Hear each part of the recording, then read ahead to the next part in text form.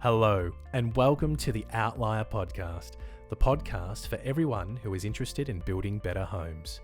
My name is Anthony, and I am the founder and lead designer of OUTLIER, and I'm passionate about creating beautiful and high-performing homes. I sit down regularly to chat with industry experts to help educate Australians about the potential of creating healthy, comfortable, and energy-efficient homes. Whether you are looking to build your forever home, renovate your existing house, or simply eager to learn more, tune in every month wherever you get your podcasts. We hope you join us on this journey. I have been very fortunate with the journey of this podcast to chat with many experts and knowledgeable people. As new people come to the podcast every week, we want to take all the highlights and helpful information from previous discussions to provide them to you to assist you with your own high-performance home journey. Yeah, basically your solar panel has a layer of silicon solar cells inside it, which are protected by a glass sheet. And so this silicon is doped in a chemical that gives it a positive and negative charge. And essentially what happens is you get photons or energy coming from the light. It comes and hits this silicon, and the electrons inside the silicon atoms then begin to travel towards each end of the solar panel, of the silicon cell, I should say. And then so electricity begins to flow because the electrons have been excited enough to take the jump to the other side of the cell. And that's electricity as we know it. And so that gives us what's called a direct current electricity.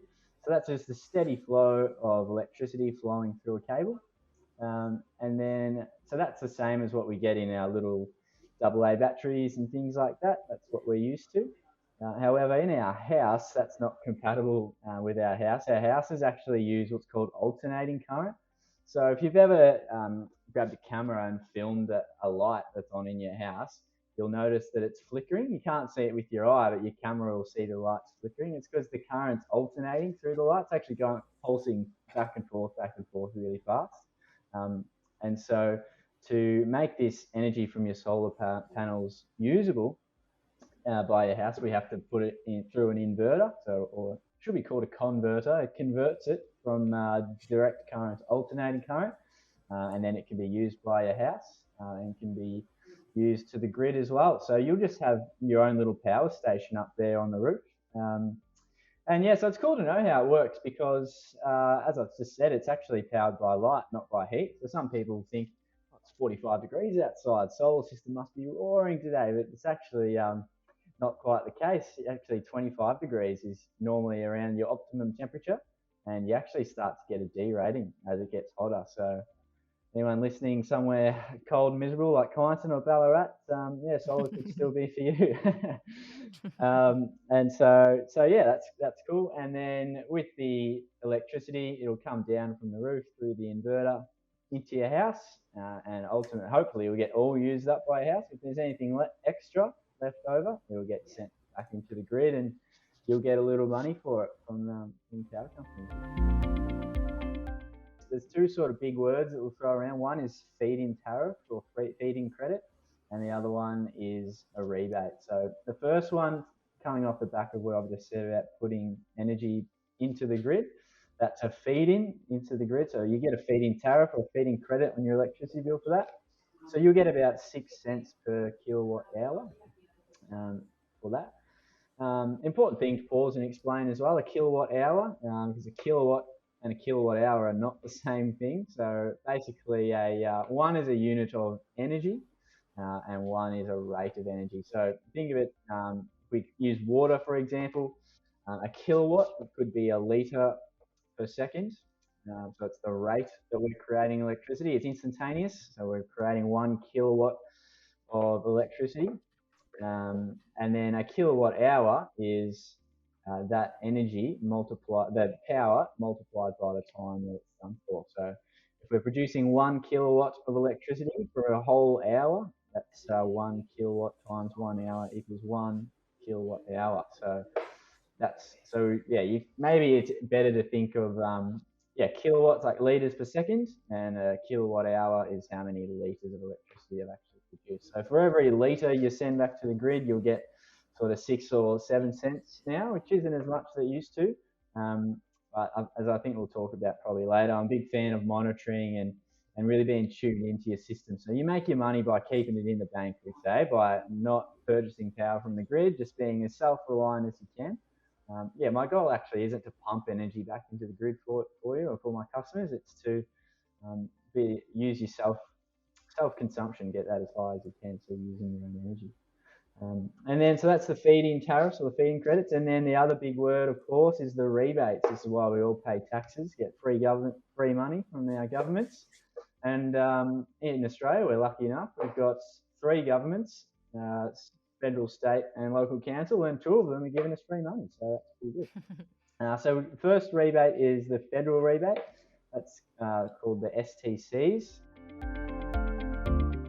Then the second rebate is the Solar Victoria rebate here in Victoria. I think other states like South Australia have them as well. And so at the moment, in the first half of 2022, because it reduces every financial year, eligible for $1,400 from the state government, and for if you're putting a PV system on, or you can't have both of these, but you can have one or the other. If you're putting a battery in, you can get $3,500 actually at the moment for a battery rebate. So it is quite attractive, especially the battery one. A lot of people think that they'll get batteries down the line when they get cheaper, but with the rebate as high as that and dropping every financial year, I'd encourage people to think about maybe now's the time to get a battery. So and then important just eligibility criteria for that while we're here is for the federal rebates, there's no criteria besides just having an inverter and being less than 100 kilowatts, which won't trouble any of our customers on residential homes. And so, eligibility is the 2 people on, or more, I guess, 2 people on the rates notice. Their combined income needs to be less than $180,000 a year. And the property must be worth less than $3 million. There's a couple of options here. The state government will offer you, so with the PV, they'll offer you $1,400 as an interest and fee-free loan. And so, it's just $1,400 taken off the upfront costs, and you'll just pay that back to the government. It's a direct debit type of situation. Things like $40 a month, which works out to be about 3 years, I believe. And then alternatively, here at Solar Pro Bendigo, we've got a finance partner as well. So we can put we can put a quote for you to get that fully financed. And often I've been quite amazed actually when I put them together and go, that's actually cash flow positive. Like your electricity bill, your new electricity bill plus your finance repayments is actually cheaper than your electricity bill right now. So, and then so you ride the wave with, sure, your savings are marginal, but you ride that for 5 years and then you just start printing money after that. You pay the system off and away you go. Like I was just like, shoot, a lot of people wouldn't know, but actually can't afford not to get solar. So. There's a lot of people that don't see value in batteries, but I really do like them. They don't have as attractive return on investment specs as a solar system by itself. But the things that attract me to wanting to put a battery in my house are just day-to-day cash flow. So if you've got a $0 bill, that's just really makes things easy, right? So especially like if you're going to retire you downsize your home and retire, and you're sort of drawing money or from the sale of your last house or something, I think it's a great thing to spend your money on is a battery and solar system. That's going to mean that, when you're retired and you're getting a weekly income from your super fund or whatever, that you don't have an electricity bill coming out of that. You've already covered it. You were smart when you bought the house and set yourself up, really. So that's number one, just day-to-day cash flow for me. Well, there's actually 3. Number 2, I should honourably mention to the environment. You've got clean, green, renewable energy. You'd be completely self-sufficient. And obviously there'd be no emissions associated with that.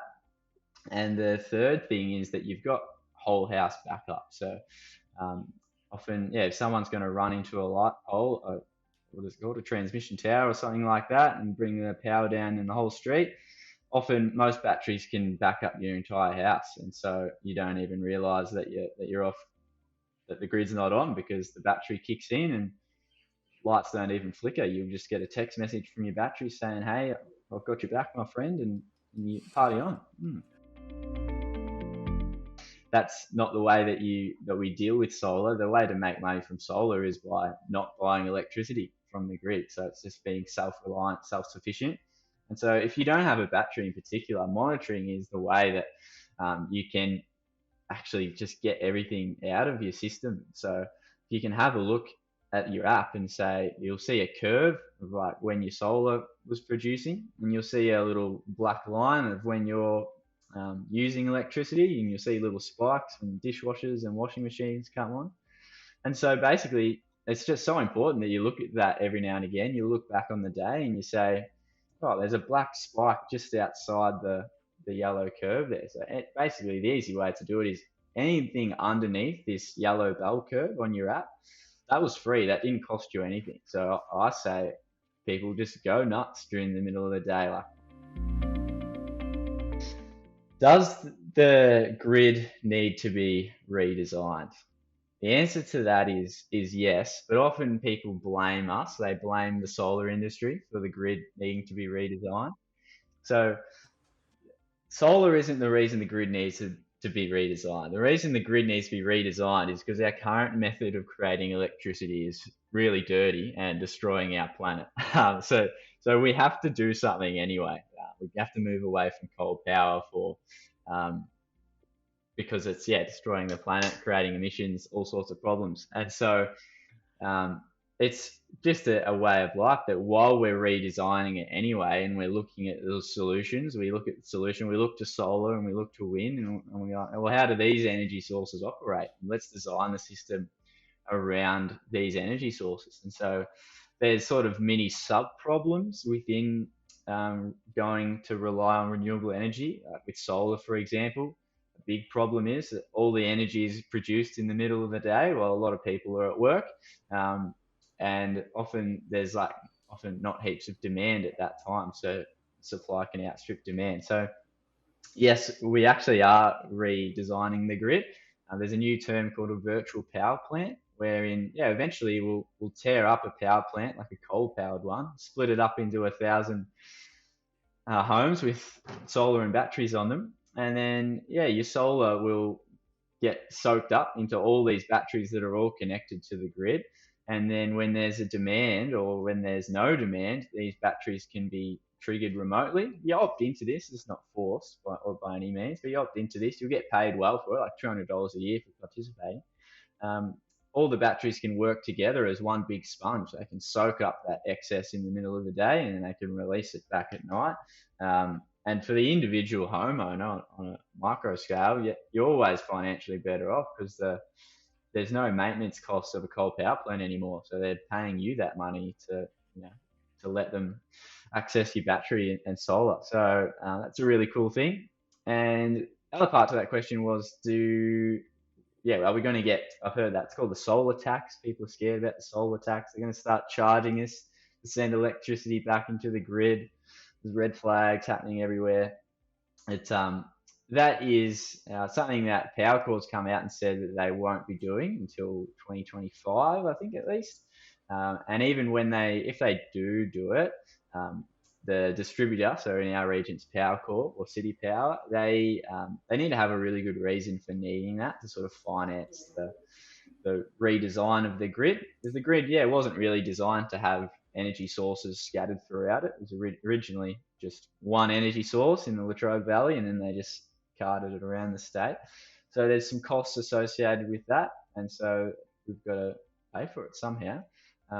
But you'll always be better off. You normally make, say, $300 a year from exporting electricity to the grid. You might be taxed sort of $50 a year.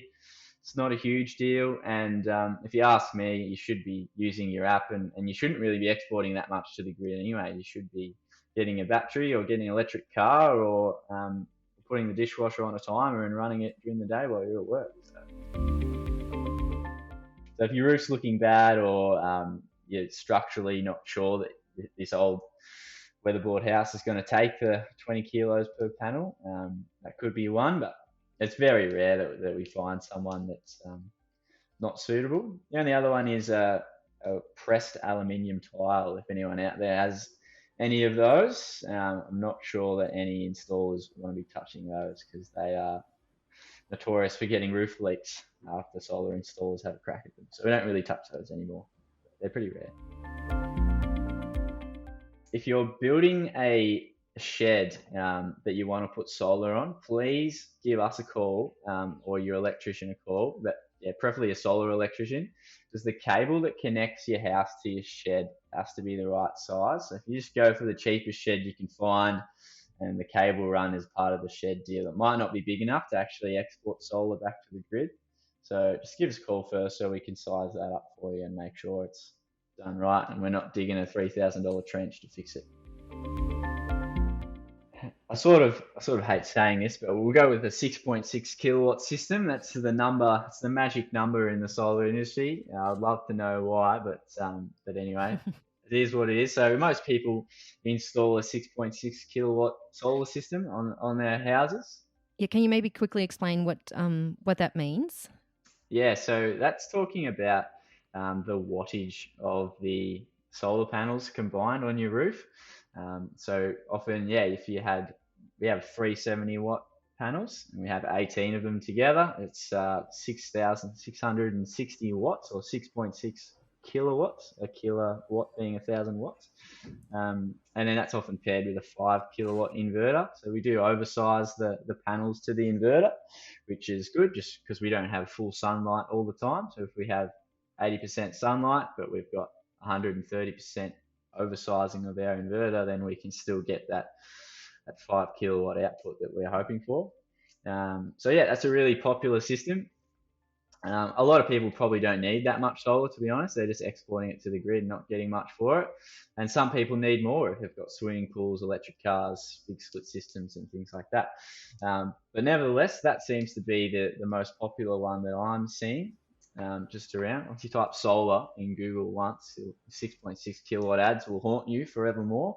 But so if we run with that, I'll be the cookie cutter designer that I hate to be. And so a 6.6 kilowatt solar system is usually anywhere from $5,000 to like $7,000. Yeah, so depends on the quality of the products that you go for. It's like everything. You can buy if you're looking for a car, you only need something that's got 4 wheels and an engine, but there's different things that you can look at to make it work better for your needs. So our most popular battery is the Tesla Powerwall. So that's about $15,500 at the moment. And then when we apply the rebate to that, then we come down $3,500. So it brings us back to sort of $12,000-ish. But obviously that's sort of like our cookie cutter, perfect. Everything's in the right place. Room in the switchboard. But if we're running cables to the other end of the suburb and bits and pieces like that, then obviously there's additional costs with that. The Tesla actually is quite a big battery as well, 13.5 kilowatt hours, or if we go back to litres of electricity, it's quite a lot. So, I mean, it's good for a lot of people. So if you've got I'll put that in the ballpark of like 2 adults, 2 or 3 kids, but if it's just sort of 2 people by themselves, you're probably not going to get great use out of the full 13.5 kilowatt hours. So we have a little Australian redback battery that we quite like here. And the thing I like about this one is, and there's another one called a BYD, which pairs with a Fronius as well, is that, it's smaller. It's got modules of batteries inside it, so I can scale it up and down based on what I think you need. And also it's got a hybrid inverter built into it. So with the Tesla, it has its own inverter built into the battery, but then you still need a solar inverter as well, whereas a hybrid is your solar inverter and your battery inverter together. So if you're doing it right the first time, and you want to get a battery up front, you can save $1,000, $2,000 because you've only needed one inverter there as well. It looks neat. and it saves you money. It's actually slightly more efficient as well. So we've got a little redback that we quite like. Comes in at quite a good price, and you just plug the solar panels directly into it. So I'm a big fan of that. Thank you for listening to the Outlier podcast. You can find helpful links and contact information regarding this episode in our show notes and on our website, outlierstudio.com.au/podcast. If you like our show, please leave a review and make sure you subscribe to never miss a new episode. If you have further questions for us or would want to share some additional feedback, please feel free to DM us on Instagram or Facebook. Until next time on the Outlier podcast.